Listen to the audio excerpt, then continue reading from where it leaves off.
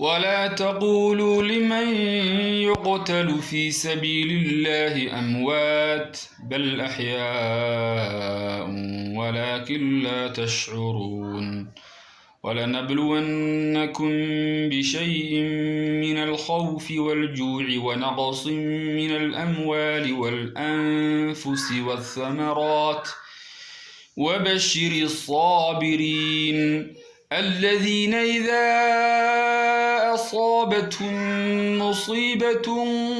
قالوا إنا لله وإنا إليه راجعون أولئك عليهم صلوات من ربهم ورحمة وأولئك هم المهتدون إن الصفا والمروة من شعائر الله فمن حج البيت أو اعتمر فلا جناح عليه أن يطوف بهما ومن تطوع خيرا فإن الله شاكر عليم إن الذين يكتمون ما أنزلنا من البينات والهدى من بعد ما بيناه للناس في الكتاب أولئك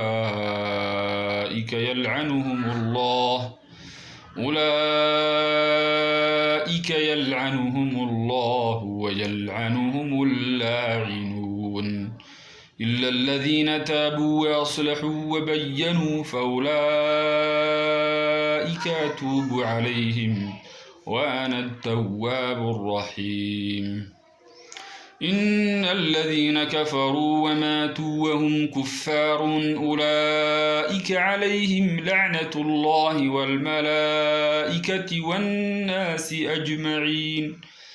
خالدين فيها لا يخفف عنهم العذاب ولا هم ينظرون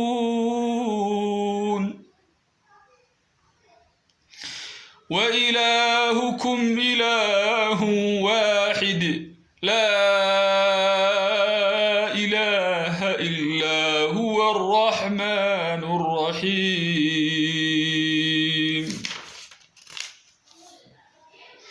إن في خلق السماوات والأرض واختلاف الليل والنهار والفلك التي تجري في البحر بما ينفع الناس وما أنزل الله من السماء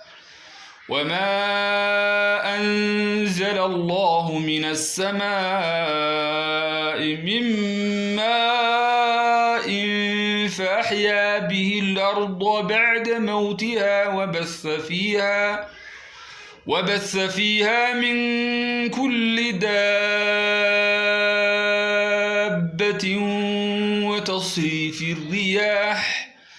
وتصريف الرياح والسحاب المسخر بين السماء والأرض لآيات لقوم يعقلون ومن الناس من يتخذ من دون الله أندادا يحبونهم كحب الله والذين آمنوا أشد حبا لله ولو يرى الذين ظلموا إذ يرون العذاب أن القوة لله جميعا وأن الله شديد العذاب إذ تبرأ الذين اتبعوا من الذين اتبعوا ورأوا العذاب وتقطعت بهم الأسباب وقال الذين اتبعوا لو أن لنا كرة فنتبرأ منهم كما تبرأوا منا كذلك يريهم الله أعمالهم حسرات عليهم وما هم بخارجين من النار يا أيها الناس كلوا مما في الأرض حلالا طيبا ولا تتبعوا خطوات الشيطان إنه لكم عدو مبين إنما يأمركم بالسوء والفحشاء وأن تقولوا على الله ما لا تعلمون وإذا قيل لهم اتبعوا ما أنزل الله قالوا بل نتبع ما ألفينا عليه آباءنا أولو كان آباؤهم لا يعقلون شيئا ولا يهتدون ومثل الذين كفروا كمثل الذي ينعق بما لا يسمع إلا دعاء ونداء صم بكم عمي فهم لا يعقلون يا أيها الذين آمنوا كلوا من طيبات ما رزقناكم واشكروا لله إن كنتم إياه تعبدون إنما حرم عليكم الميتة والدم ولحم الخنزير وما أهل به لغير الله فمن اضطر غير باغ ولا عاد فلا إثم عليه إن الله غفور رحيم إن الذين يكتمون ما أنزل الله من الكتاب ويشترون به ثمنا قليلا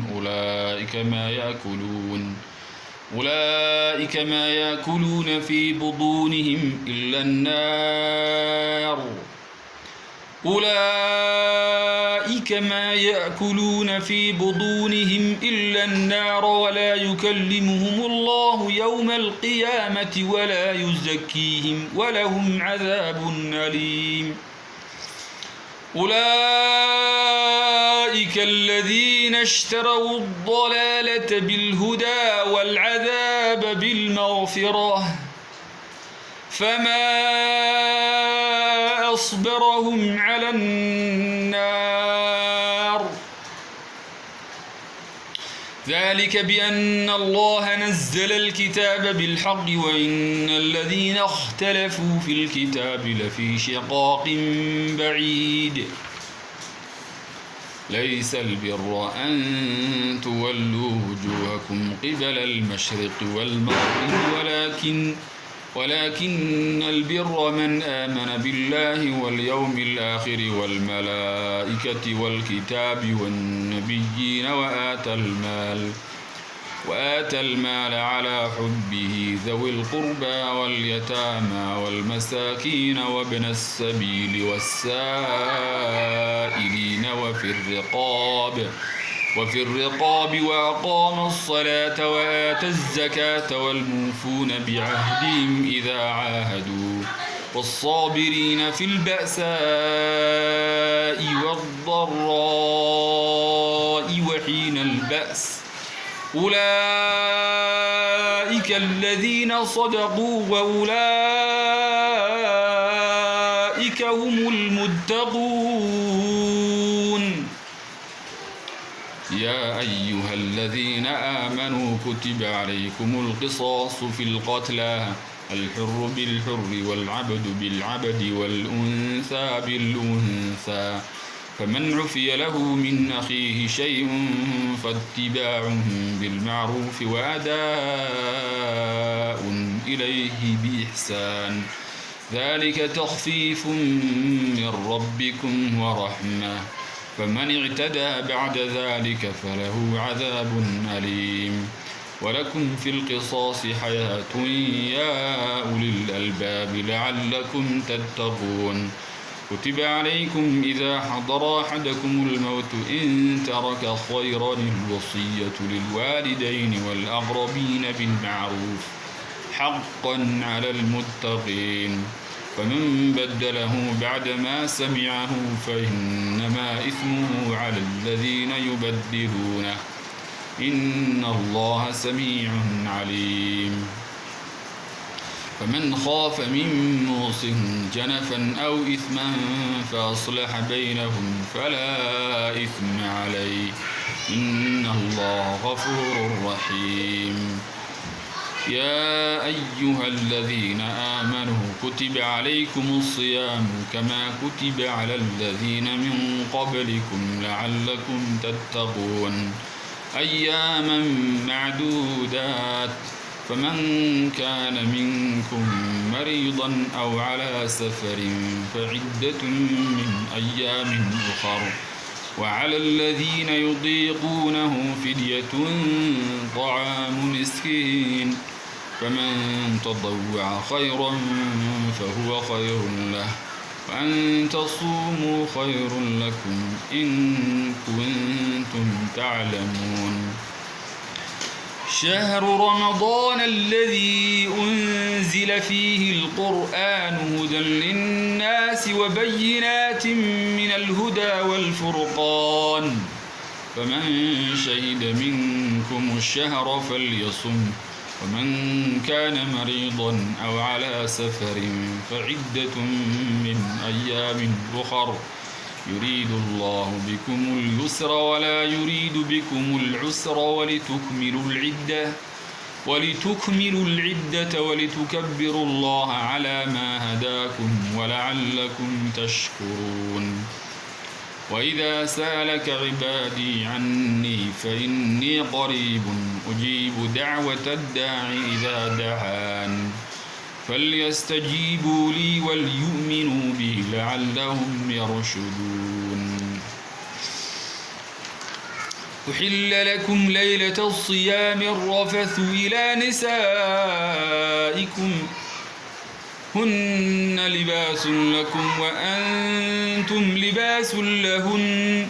علم الله أنكم كنتم تختانون أنفسكم فتاب عليكم وعفى عنكم فالآن باشروهن وابتغوا ما كتب الله لكم وكلوا واشربوا حتى يتبين لكم الخيط الأبيض من الخيط الأسود من الفجر